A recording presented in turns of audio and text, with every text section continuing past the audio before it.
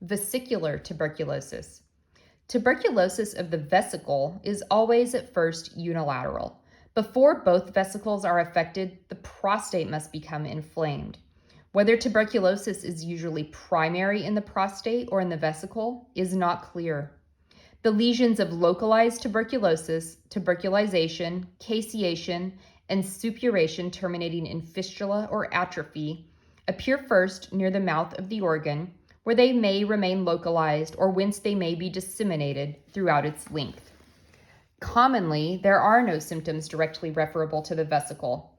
Hemospermia, abscess, fistula, increase or decrease in the sexual appetite, all these are rare. In most cases, there is simply evidence of a tuberculosis of the prostate or of the epididymis, and examination reveals the condition of the vesicle. Simmons examined 25 cases of tuberculous fasciculitis post-mortem, and only 6 of these were found to be sterile. Diagnosis.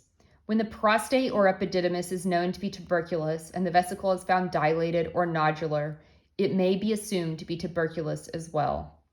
On the other hand, when there is doubt as to the nature of the prostatic inflammation, an examination of the vesicles may sometimes throw some light upon the subject. If typical hard nodular areas of tubercularization are encountered, they at once establish a diagnosis. But more often the organ is merely dilated in a manner suggestive of simple inflammation.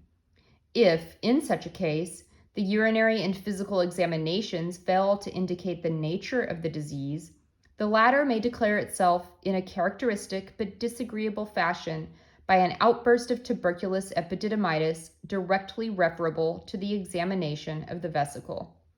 Hence the rule, never massage or examine a suspected tuberculous vesicle except with the lightest possible touch.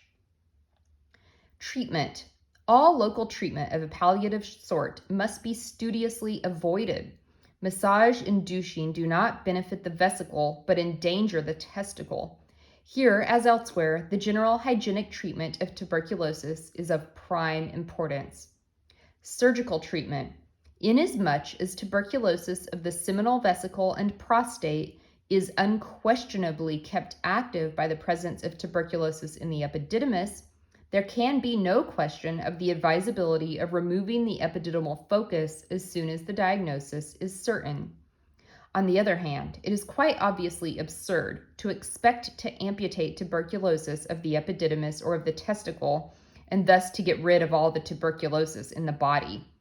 In fully half of the cases, the opposite testicle will become involved no matter what operation is performed, unless the patient submits to prolonged treatment by hygiene and tuberculin after the operation. In a number of patients, I have examined the semen before operation, found it sterile, and at the time of removing a single epididymis, I have divided the opposite vas. None of these patients has, so far as I know, had an infection of the opposite epididymis. This is a prophylactic measure worthy of consideration. Fasciculectomy for tuberculosis gives most discouraging results.